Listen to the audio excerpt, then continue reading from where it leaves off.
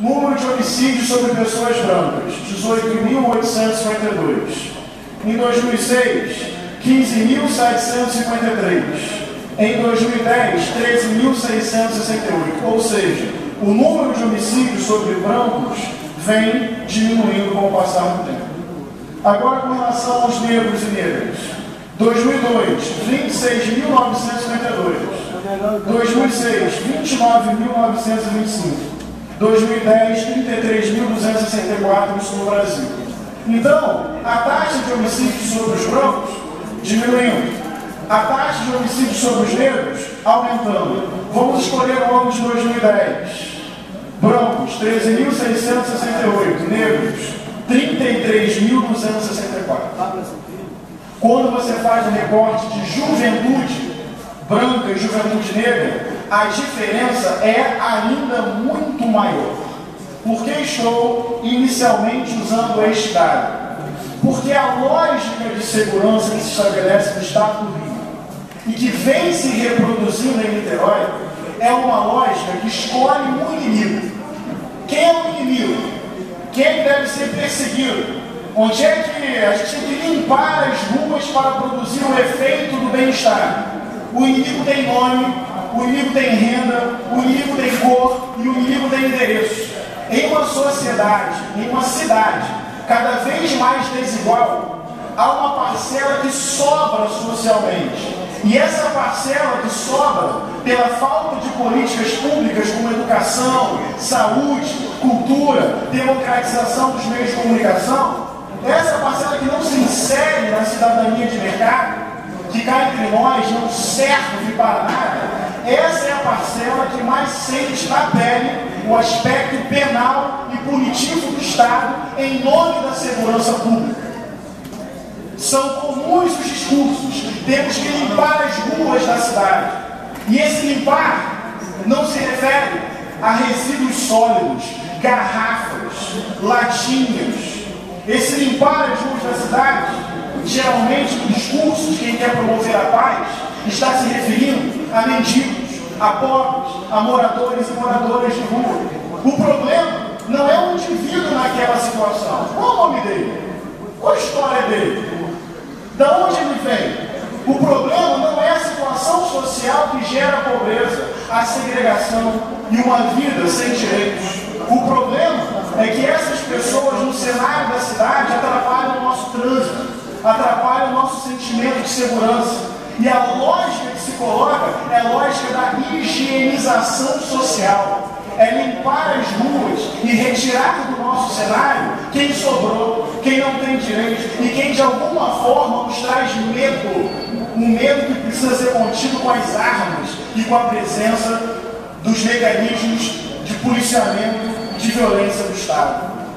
Eu vou dar um exemplo muito simples de por que isso se relaciona ao combate das drogas.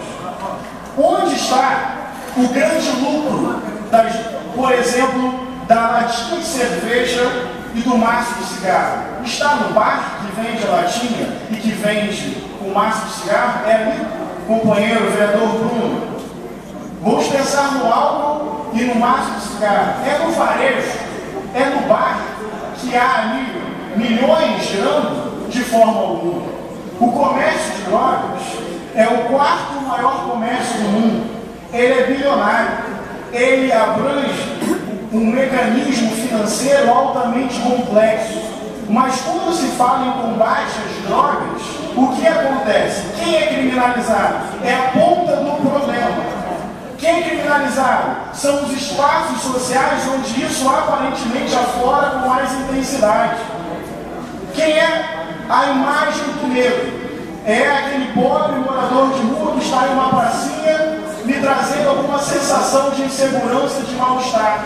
Mas eu quero dizer que ano passado o Senado norte-americano descobriu que o HSBC tem um esquema milionário de lavagem de dinheiro que se relaciona ao tráfico de drogas. Então repare que, por exemplo, a questão da droga é uma questão internacional, multimilionária, complexa, que envolve esquemas de lavagem de dinheiro e tramas financeiras, mas o inimigo que temos que combater não é o agente financeiro que coloca dinheiro nessa trama. Quem nós temos que combater são aqueles e aquelas que estão nas ruas, nas praças e especialmente nas favelas. E especialmente nas comunidades. E essa lógica de segurança pública produz morte em nome da vida, produz medo em nome do bem-estar. Eu lembro de uma reportagem, queria ter essa reportagem aqui agora, falando sobre crianças que saíam de um bueiro em Ipanema, e a reportagem era: crianças, meninos de rua saem de um bueiro em Ipanema. Subtítulo da reportagem: banhistas se sentem ameaçados. Vocês reparam qual é o problema dessa reportagem? O problema não são crianças vivendo e saindo de um bueiro. O problema é que os banhistas de Ipanema se sentem ameaçados com isso. Então, se as crianças permanecerem no bueiro, saírem das vistas da cidade, não importa, desde que os banhistas não se sintam ameaçados. Peguei um exemplo de uma reportagem antiga, mas vou pegar uma reportagem nova, atual, desse mês, de um jornal da nossa cidade. O risco da população de rua em Niterói. Vou ler. A situação preocupa os niteroenses, que temem a abordagem dos moradores de rua, além do atravancamento das calçadas no centro da cidade. Então, o problema do morador de rua é que nós sentimos medo e que eles atrapalham o nosso transitar pelas ruas, pela calçada. O problema não é ter um ser humano morando na rua. O problema não é que nós temos uma cidade riquíssima, uma cidade de classe média consolidada, uma cidade que concentra riquezas, recursos e possibilidades, e que tem uma parcela da população que não se insere, e que quando não tem esses direitos, e por diversos motivos, nós não queremos simplesmente que ela apareça no cenário urbano, que ela apareça nas ruas, que ela apareça nas calçadas. Tem mais exemplos. Peguei aqui um exemplo do Rio de Janeiro, de Eduardo Paes, exemplo a ser seguido pelo prefeito Rodrigo Neves. Reportagem de ontem. A onda de recolhimentos forçados da população de rua na cidade do Rio de Janeiro para abrigos, adotada pela Prefeitura através da Secretaria de Ordem Pública desde 2009, pode custar muito caro para o prefeito Eduardo Paes e para o secretário municipal de governo Rodrigo Bettler. As operações realizadas em detrimento da população de rua da cidade revestem-se de violência e arbitrariedade, desfecho da ação, que traz ainda uma lista com nomes e depoimentos de moradores de rua recolhidos com violência e levados à força para os abrigos. Uma fala do Frei Beto, a quem eu muito admiro, militante de direitos humanos, referindo-se ao governo Cabral como um governo de traços ditatoriais nazistas. Diz Frei Beto: quando eu vejo que cerca de 1000 pessoas foram assassinadas pela ação policial de janeiro para cá, isso para mim é um genocídio, citando dados da organização não governamental Rio de Paz. O que eu estou querendo afirmar com dados antigos, dados atuais, com o alto índice de homicídio com relação a pobres, negros e moradores de favela, que a lógica de segurança pública, na verdade, escolheu um alvo. Esse alvo de quem nós temos medo e que deve se afastar das ruas e das calçadas é o pobre. É o potencialmente bandido, o morador de favela. Nesses espaços não deve existir direitos humanos. Nesse espaço total liberdade para agir, para garantir a paz no asfalto. Essa lógica só retrai os direitos humanos. Eu aprendi desde cedo, não sei se é por causa da minha formação cristã progressista, que paz só existe com justiça. Paz não vai se fazer simplesmente com a força das armas. É impossível e quase hipocrisia falar em segurança pública em uma sociedade tão desigual como canta Gilberto Gil, um mundo tão desigual. De um lado, este carnaval, de outro, fome total. O problema é que nós vamos passando pelas ruas da cidade e a gente está, infelizmente, treinado a naturalizar a exclusão, a naturalizar a marginalidade, a naturalizar aqueles e aquelas que não têm direitos humanos mínimos, como alimentação, como moradia, como educação, como saúde. E a lógica de segurança que se opera só produz morte, letalidade e encarceramento. Inclusive quem sofre, por exemplo, são os próprios policiais, que ganham pouco, que são mal preparados, que vivem em risco e que acabam também sendo parte, vítima dessa lógica que produz violência contra outros e contra eles mesmos. É uma lógica que nós saímos prejudicados, porque primeiro se produz a desigualdade, tem uma parcela que sobra, escolhemos o inimigo e colocamos o aparato penal para produzir nas ruas a sensação de segurança. Essa lógica descarta parte da humanidade. Eu tenho pouco tempo, vou fazer um pequeno exercício com vocês e comigo mesmo. Há um tempo atrás, um menino foi assassinado de forma brutal e violenta. Vê se vocês lembram, um carro foi assaltado, ele ficou preso num cinto de segurança e a sua cabeça batendo no meio-fio. João Hélio, lembrava aqui o nome.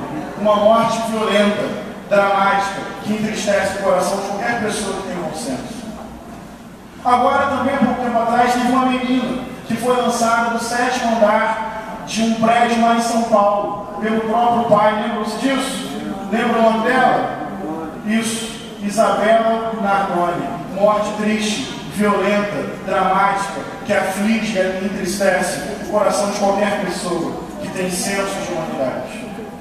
Agora, quando você pega relatório, por exemplo, da Anistia Internacional e estatísticas da segurança pública, quantos meninos são mortos de forma também brutal em espaços de periferia e ou favela. Eu lembro pelo menos de uma história de um menino jogando fliperama e tomou um tiro nas costas aos 10 anos de idade, morrendo em uma favela do Rio de Janeiro.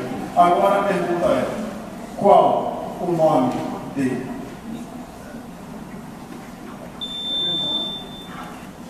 É isso. Eu não estou diminuindo a morte de João Hélio, dramática. Não estou diminuindo a morte da Isabela, dramática. Mas eu queria saber o nome desse menino. Queria para colocar no mesmo patamar de dramaticidade e de lamento. Mas é porque tem gente que quando morre fisicamente, Bruno, já morreu socialmente. Já foi destituído de humanidade, de visibilidade. Nós já demos licença ao Estado para matar quem sobrou e quem nos impõe medo, porque não se insere numa economia de mercado desigual e segregacionista. Cor de pele tem preço ainda nesse país. Endereço diz a importância e a dignidade de pessoas desse país. Ninguém aqui diz que tem uma polícia invadindo Icaraí. Em Icaraí não se invade, se transita. Não é invasão. É porque, infelizmente, a lógica de segurança pública penaliza, criminaliza e mata quem já morreu socialmente. Esta é, abre aspas, esta é a representação de nosso veículo blindado, carinhosamente apelidado de Caveirão, que tantas vidas já salvou. Viva o 16º Batalhão da PM, viva o Caveirão, novembro de 2007. Ao dar a réplica do Caveirão ao relator da ONU sobre execuções arbitrárias. Eu não concordo com essa frase do atual secretário Marcos Jardim do governo do PT. Não concordo. Não vou. Tem outras. Mas o que eu quero dizer hoje é: reclamam muito do aumento de moradores de rua em Niterói. É óbvio que eu reclamo disso também. Mas eu não quero simplesmente penalizar o efeito. Eu quero descobrir o resultado. E então concluir que segurança pública se faz com equidade, justiça, ampliação de direitos. Eu quero concluir que, na verdade, eu não consigo dissociar paz urbana de justiça social e ampliação e afirmação dos direitos. Até para que os valentes, honestos, policiais, que são muitos e a grande maioria, não sejam também as grandes vítimas. Porque são treinados em uma lógica em que eles correm mais risco ainda, com preços, com salários baixíssimos. Então não se trata, quero que isso fique muito bem claro, de questionar a importância dos policiais, porque na verdade eu vejo que eles também são precarizados por um sistema que gera risco e penalidades para eles mesmos. A polícia do Rio é a que mais mata, mas é a que mais morre no mundo. Quero dizer que é a que mais morre também, porque eu quero ser solidário aos trabalhadores dignos, honestos, que são a grande maioria, que vão para a rua com baixos salários, que são mal preparados e correm riscos para alguém ficar com uma caneta lá em cima dizendo que tipo de segurança deve ser feita. A Niterói do futuro só vai ser pacífica com mudança de política e de mentalidade, para que a paz seja fruto de justiça e de igualdade. É com carinho, é com respeito, é com sensibilidade, que eu não quero simplesmente limpar as ruas dos que sobraram. Eu quero encher as ruas dos que foram incluídos com políticas de justiça social. Muito obrigado.